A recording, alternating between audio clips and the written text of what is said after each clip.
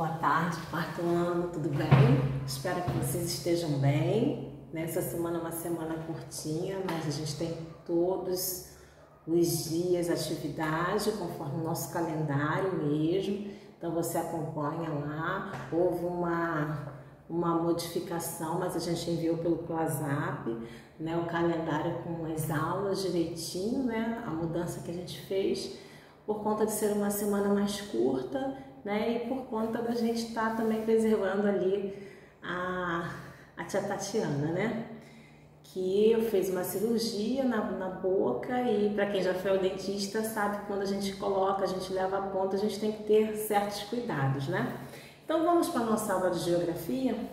Na nossa aula de geografia, no Hangout, nós vamos corrigir, né? Se você vai estar assistindo antes do Hangout, nós vamos corrigir. Se você está assistindo depois do Hangout, nós corrigimos no Hangout, a página 78 e 79, que foram tarefas de casa, né? Ou só 78, mas a gente lá no Hangout está vendo a 78, 79, falamos da 80, que foi a composição étnica, né? Que falamos da etnia, que é o grupo que possui uma cultura específica, né? Um histórico de formação, uma língua em comum, né? Falamos da formação da nossa, do nosso país, né? Dos nossos antepassados, e fizemos a 81, que tem uma imagem aí bem interessante, bem antiga também, né, de 1895.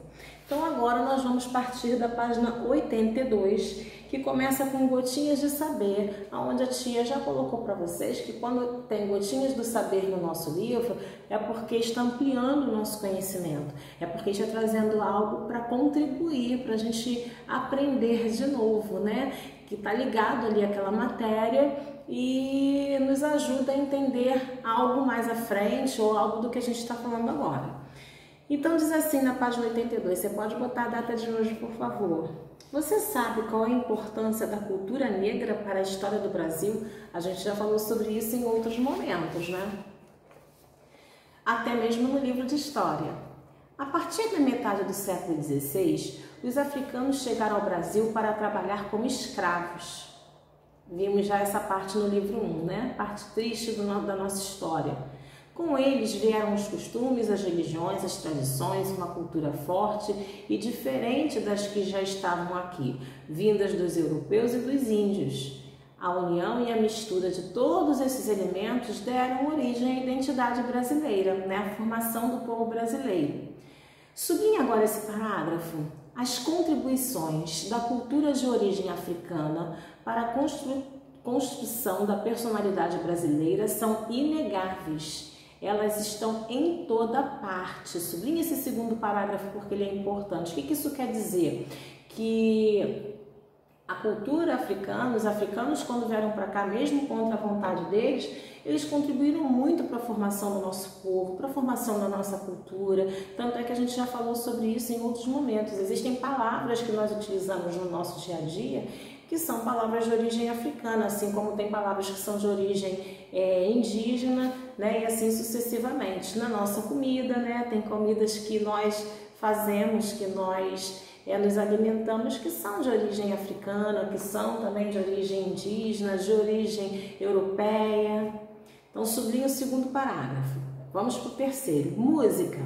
Além do samba, que é o estilo brasileiro mais famoso no mundo, outros ritmos também vieram da mãe África, como o maracatu, a congada. Religiões. Na África há muitas religiões diferentes. Antes de vir para cá, cada um seguia a religião de sua família, seu clã ou seu grupo. Mas, quando chegaram aqui, os escravos foram separados de seus parentes, eles não ficaram juntos. E pessoas próximas, e de pessoas próximas a eles também. Por isso, passaram a se reunir com pessoas de outras etnias para realizarem os cultos secretamente. Para que todos pudessem participar, essas reuniões eram uma mistura de cada religião, com rituais e cultura unidos e partilhados. Daí surgiu o candomblé, a umbanda, que também tem origens africanas, une práticas de várias religiões. As artes marciais. A capoeira, uma mistura de dança e luta, foi criada pelos escravos como uma estratégia de defesa. Nós falamos sobre isso lá na sala presencial.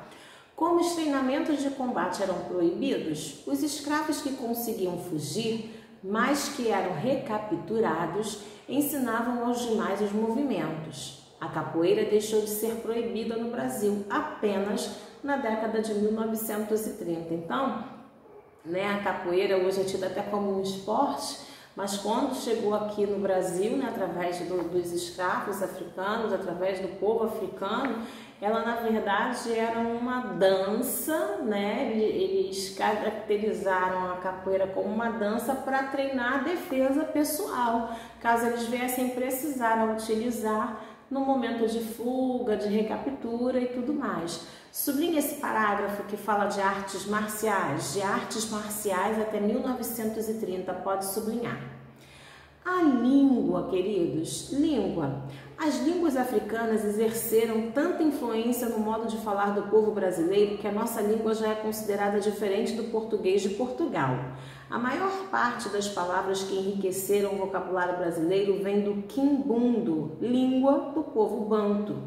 Palavras de origem banta: bagunça, que significa desordem, confusão, baderna. Gangorra, que vocês conhecem, um balanço de crianças, Só que uma senta numa ponta, a outra no outra, aquela que for mais pesadinha ou tiver mais força consegue botar a outra lá no alto. Moleque, que significa menino, garoto, rapaz. Aí nós temos uma foto de uma roda de capoeira em Araruama, no Rio de Janeiro, e essa gotinha de saber foi tirada de um texto de Adriana Franzin, Você sabe qual é a importância da cultura negra para a história do Brasil, de um site na internet. Página 83. O crescimento da população brasileira, que aliás cresce a cada dia. Para sabermos a evolução do número de habitantes do nosso país, é realizada uma pesquisa chamada de censo demográfico, e aí a gente vai falar do IBGE novamente. O primeiro censo demográfico foi realizado em 1872. A partir daí, a cada 10 anos, geralmente é realizada a contagem e o levantamento de características gerais da população.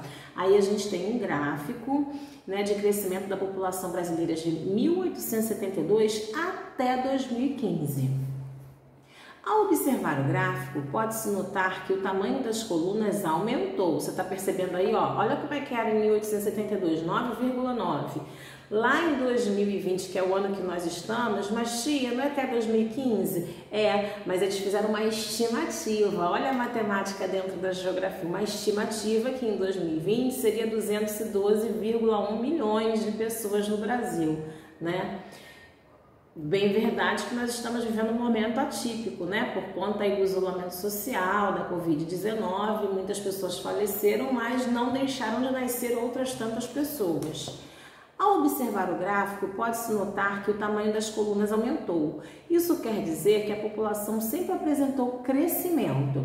Mas se observarmos com atenção, veremos que esse crescimento aconteceu em ritmos diferentes, acelerando a partir da década de 1950. Alguns fatores explicam o rápido crescimento da população na nossa história. E aí a gente vai começar a ver esses fatores. Avanços na medicina e melhoria dos medicamentos e vacinas reduziram o número de mortes por várias doenças. Você pode sublinhar esse primeiro pontinho vermelho? E tem um menino da etnia Guarani, Mbia, é vacinado em Parelheiros, em São Paulo, em 2016. Não sei se vocês viram aí há pouco tempo sendo criado um espaço dentro de um hospital aí de campanha, para o tratamento da Covid-19, que atende só indígenas, porque eles têm hábitos e costumes diferentes e não querem abrir mão, disso por conta de estarem convivendo com pessoas que têm outros hábitos como a gente, Sublinhou o primeiro pontinho vermelho, página 84 continua. Segundo pontinho vermelho. A entrada de muitos imigrantes no século XX, fugindo da pobreza ou de conflitos armados, como a Segunda Guerra Mundial, que foi de 1939 a 1945 na Europa. Então, muitos imigrantes, muitos europeus saíram de lá da Europa, vindo para cá, né, para o continente americano, fugindo, na verdade, dos problemas da guerra, da fome, da miséria, das doenças, vieram para cá, né, chegaram aqui no Brasil. Então, a entrada, a chegada de muitos imigrantes também foi um fator para esse crescimento. E alguns serviços, como a distribuição de água, coleta de lixo, esgoto encanado, melhoraram muito a qualidade de vida da população, reduzindo o número de doenças e mortes. Embora ainda existam muitos lugares no Brasil, e a gente já conversou sobre isso também, que ainda não tem coleta de lixo apropriada, não tem encanamento de água e esgoto apropriada, não tem água potável para consumir, né? Infelizmente ainda existem esses pontos no nosso país. Pode sublinhar esses 2 pontinhos vermelhos e eu vou ler o glossário porque é importante. Imigrante é a pessoa que entra em um lugar novo para viver. Imigrante, a pessoa vem lá da Itália para morar aqui no Brasil. Imigrante, a pessoa vem lá do Japão, né, japonês, e vem morar aqui no Brasil. Talvez você conheça algum imigrante, né, que nasceu em outro país e veio morar aqui no Brasil em busca de melhores condições de vida. Pode sublinhar o glossário também, por favor. Assim, a população brasileira cresceu em ritmo acelerado até o final do século XX, porque o número de nascimentos era maior do que o número de mortes e porque muitos imigrantes entraram no país. Nos últimos anos, esse crescimento populacional tem acontecido em um ritmo mais lento, porque o número de nascimentos tem diminuído. Essa diminuição ocorreu por causa da redução do número de filhos por mulher e da redução da quantidade de imigrantes, por exemplo.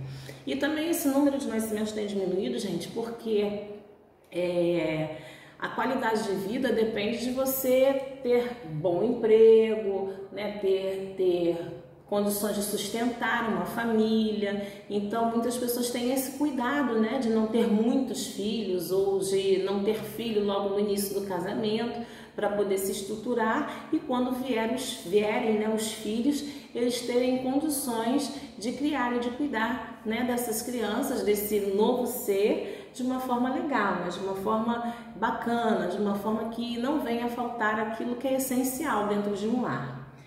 Gotinhas de saber, outro gotinhas de saber. A redução da quantidade de filhos por mulher. Diferentemente do que acontecia antigamente, quando grande parte das mulheres trabalhava cuidando da casa e dos filhos, hoje em dia a participação das mulheres no mercado de trabalho é muito grande. Por quê?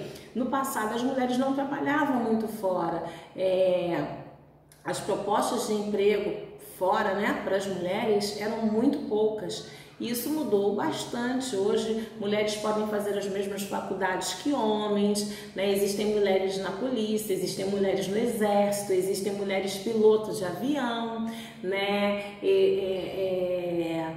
Hoje existem mulheres mecânicas. Então, hoje em dia, as mulheres trabalham fora, né, para ajudar no rendimento da casa ou porque querem estudar mais, almejam realização de sonhos, enfim. Por isso, muitas delas desejam ter poucos filhos ou até mesmo não ter filhos, o que é possível devido ao desenvolvimento de diversos métodos que evitam a gravidez. Aí nós temos 2 fotos bem distintas. Família Brasileira de Belém em 1915, né, onde não tinham foto colorida, e olha a quantidade de filhos que as pessoas tinham, né, em 1915. E hoje pai e filha se divertem em um parque em São Caetano do Sul, em São Paulo, 2016. Hoje uma família, né, que é formada agora não tem tantos filhos assim como no passado, né? 85, página 85. Ao mesmo tempo, a expectativa de vida no Brasil aumentou, conforme indicado pelo texto a seguir, né? Esse texto ele vai falar que hoje em dia no Brasil nós temos mais idosos. Vocês já viram quantos idosos venceram aí a Covid-19? 100 anos, 90 e tantos anos, 104 anos. Isso significa que o nosso país ele é recheado de idosos. E esses idosos precisam ser contados e respeitados, né? De 1940 a 2016, a expectativa de vida do Brasil subiu mais de 30 anos. De acordo com o pesquisador do IBGE, Fernando Albuquerque, a partir de 1940, com a incorporação dos avanços da medicina, as políticas de saúde pública, o país experimentou o início da queda das taxas de mortalidade. Um pouco mais à frente, fatores como campanhas de vacinação em massa, atenção ao pré-natal, né, que é quando a mulher está grávida e vai regularmente ao médico para ver como é que está o bebê, como é que está a gestação, enfim. Incentivo ao aleitamento materno, contratação de agentes comunitários de saúde e programas de nutrição infantil contribuíram para o aumento da expectativa de vida do brasileiro ao longo dos anos. De 1940 até 2016, o aumento foi de 30,3 anos. Né? Isso aí foi uma expectativa de vida aí, numa pesquisa realizada pelo IBGE, tá? Essa reportagem de 2018. Agora, complete a sentença, olha aí, matemática na geografia, porque nós estamos falando de estimativa de população, é número. Complete a sentença matemática utilizando os sinais do quadro abaixo, mais, menos ou igual. O número de pessoas que nascem é mais, é menos ou é igual ao número de pessoas que morrem? É menos, né, gente? A gente viu isso na página 84. Número de pessoas que nascem, página 85. Vou botar aqui para você poder visualizar melhor. É menos que o número de pessoas que morrem. Mas o número de pessoas que morrem é mais ou é igual à entrada de imigrantes? O número de pessoas que morrem é mais que a entrada de imigrantes. Só sobrou um sinal, né? Que é igual ao crescimento da população. Número 2. Com base no que você aprendeu e observando as fotos da página anterior, então vamos abrir o nosso livro. É correto afirmar que com a diminuição do número de filhos por mulher, está havendo uma redução no número de pessoas em cada família? Sim. Né? As duas fotos aí mostram isso perfeitamente bem, porque a primeira foto, né, que era de um tempo mais antigo, 1915, são vários filhos. A foto mais atual, de 2016, só tem um. Então, sim. De acordo com o texto desta página, página 85, em comparação com 1940, quantos anos a mais, aproximadamente, espera-se que vivia uma pessoa que nasceu em 2016? O tempo todo, o próprio título fala isso. Número 3. 30 anos a mais. Número 4. Por que houve queda no número de mortes da população, gente? Aí são vários, aqueles foram os pontinhos vermelhos que a gente viu desde a página 83, né? São vários fatores. Eu vou colocar aqui para você escrever aí também. Número 4. Então, por que houve queda no número de mortes da população? Pelo acesso a alguns serviços,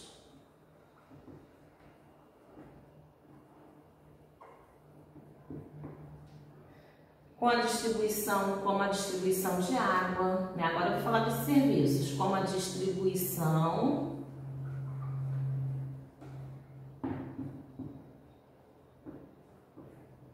de água, coleta de lixo,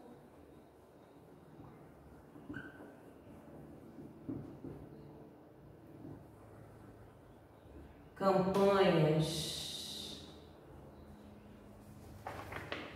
de vacinação,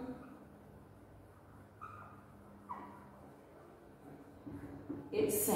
Você pode botar mais, tá? Eu vou botar até aqui. Acabou minha linha, tia, pode escrever embaixo, não tem problema. Então, por que houve queda no número de mortes da população? Pelo acesso a alguns serviços. Que serviços são esses? Como a distribuição de água, coleta de lixo, campanhas de vacinação e etc. Mas que etc é esse, tia?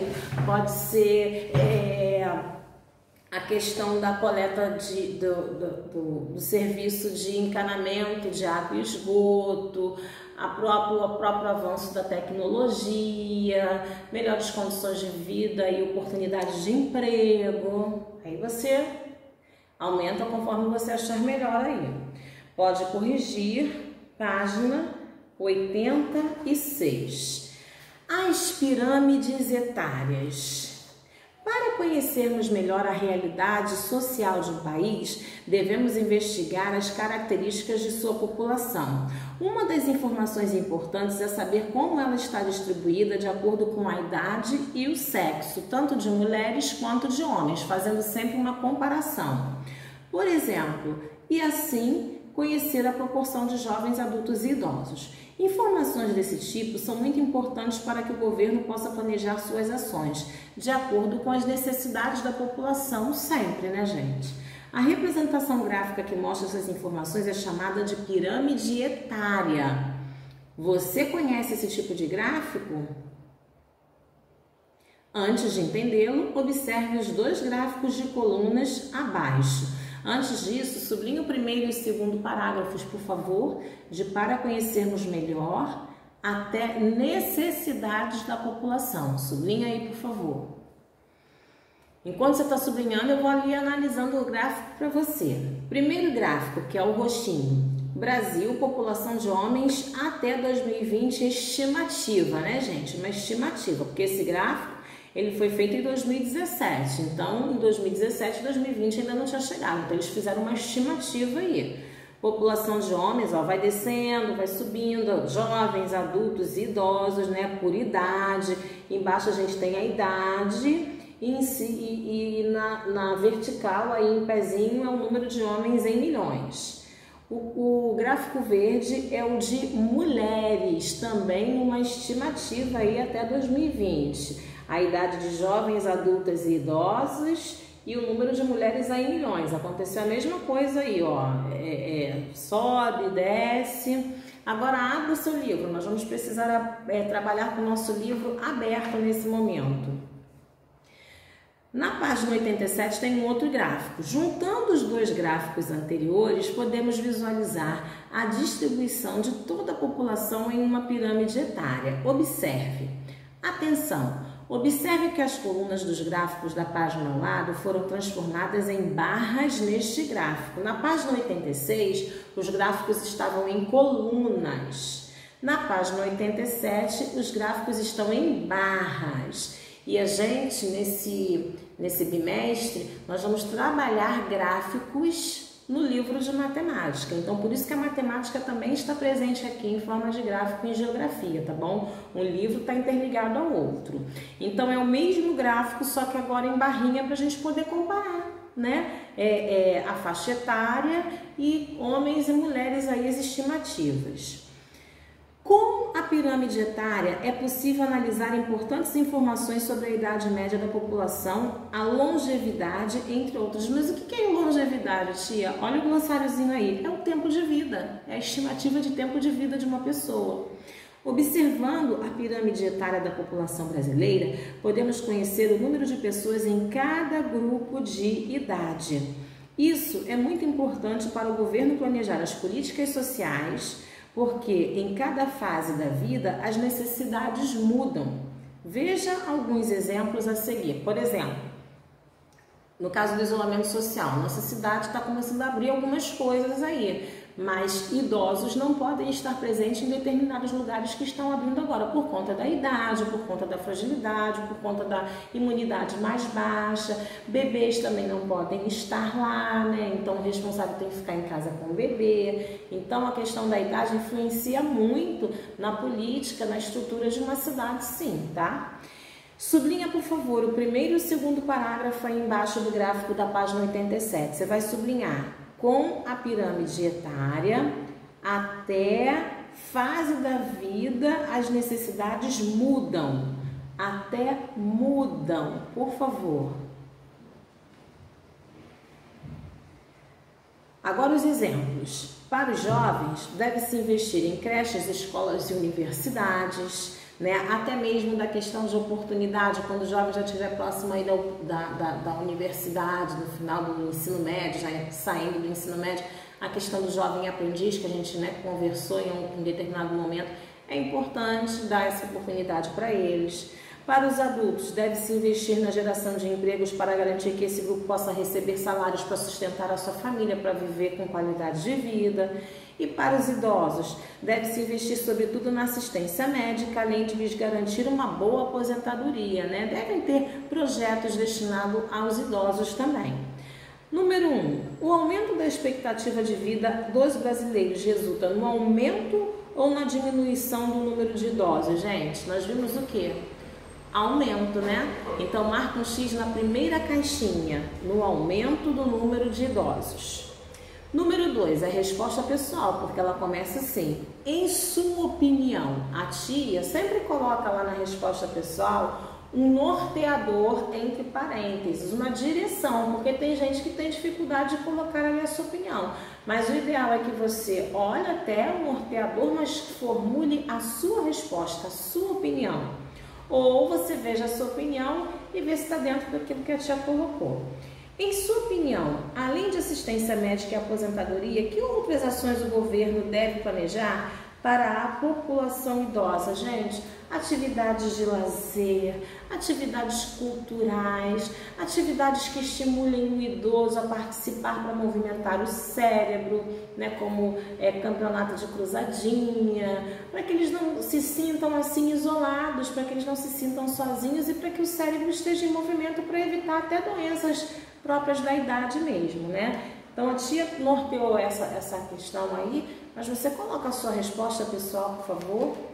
O que você acha que poderia ser desenvolvido no nosso país, além de assistência médica e uma boa aposentadoria para os idosos? O que você acha que o governo poderia criar para ajudar esses idosos, para cuidar melhor aí desses idosos, né?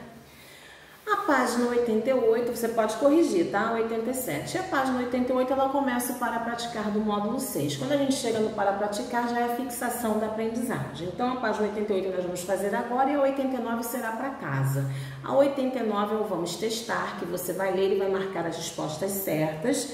E você vai ler o para concluir também, ok? Então, vamos lá. 88. Para praticar. Agora é com você. Vamos relembrar desde o iníciozinho do módulo 6. O que causou a diversidade da população brasileira? Fácil, gente.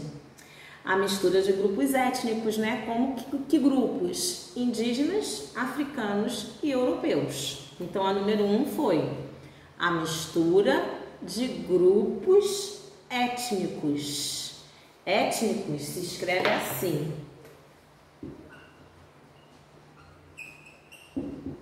Com T mudo, a mistura de grupos étnicos como indígenas, africanos e europeus. Foi assim que o nosso povo se formou. 2. Que fatores explicam o crescimento da população ao longo da história? Falamos disso agora. A entrada de imigrantes e o retrocesso na medicina? A medicina atrasou? O único fator que explica esse crescimento é o avanço na medicina? Não tem um fator só. Apenas a entrada de imigrantes? Só pode ser a última, né, gente? O avanço na medicina, nos medicamentos e nas vacinas, a melhoria na distribuição da água e coleta do esgoto, a entrada de imigrantes. Então, você vai marcar um X na última caixinha, que é a que tem as opções referentes à pergunta que foi feita. Então, marcar um X na quarta caixinha. Número 3. Para conhecer a população de um país, devemos também saber como ela está distribuída por faixas etárias, jovens, adultos e idosos. No gráfico abaixo, você pode observar como foi a evolução do número de idosos, pessoas com 60 anos ou mais, na população brasileira no período de 1950 até 2010. Depois de analisar os dados, responda as questões. Então, primeiro a gente olha o gráfico aí. Brasil, população idosa de 1950 até 2010, só que fizeram uma estimativa aí até 2020. IBGE de 2017. Observou aí, ó, foi crescendo. Letrinha A. De acordo com o gráfico, o que aconteceu com o número de idosos? Eu acabei ajudando. De acordo com o gráfico, o que aconteceu com o número de idosos no Brasil entre 1950 e 2010 e justifique a sua resposta. O número de idosos aumentou, né, gente? Aumentou, né? E por que ele aumentou? Por conta do avanço na medicina, por conta da própria tecnologia. Então, como o espacinho aí é pequeno, você formula que é uma resposta um pouquinho pessoal e escreve aí. Então, aumentou, né, bastante até, devido ao próprio avanço da medicina. Simples assim. E o próprio idoso, gente, tem buscado qualidade de vida. Vocês veem aí que os bairros têm ginástica para terceira idade, né? Alguns grupos aí como o SESC fazem passeios que são gratuitos para estimular o convívio dos idosos. Tudo isso é exemplo que eu estou te dando para você formular a sua resposta. Letrinha B. Em qual intervalo de anos há ou se espera o maior aumento de idosos? No intervalo de quê, gente? O maior aqui foi de 2010 a 2020. Quantos milhões, gente? Poxa, de 21 para 29, qual é a diferença? Tem 21, para chegar a 29 falta, ó, 22, 23, 24, 25, 26, 27, 28, 29. 8 milhões, porque isso aí é estimativa em milhões. Olha a vertical lá do lado. Então, no intervalo de 2010 e 2020, vírgula, porque tem duas perguntas. No intervalo de 2010 e 2020, com um aumento de 8 milhões de idosos. Com um aumento de 8 milhões de idosos. Ok? Na plataforma vai ter o gabarito das atividades que fizemos hoje, inclusive as do Hangout, tá bom? Tarefa de casa, anota aí na sua agenda ou no seu livro, página 89. 3 questões aí rapidinhas. Se eu fosse você, eu fazia logo agora porque a matéria tá fresquinha aí na sua cabeça. Faça o Vamos Testar da página 89 e leia para concluir, que é o resumo bem sintetizado aí do nosso módulo 6. Um beijinho no seu coração, espero que você tenha gostado da nossa aula, que você tenha aprendido, tenha lembrado do que a gente já vem conversando e não guarda o seu livro sem você conferir lá o gabarito, tá bom? Um beijinho no seu coração e se cuida!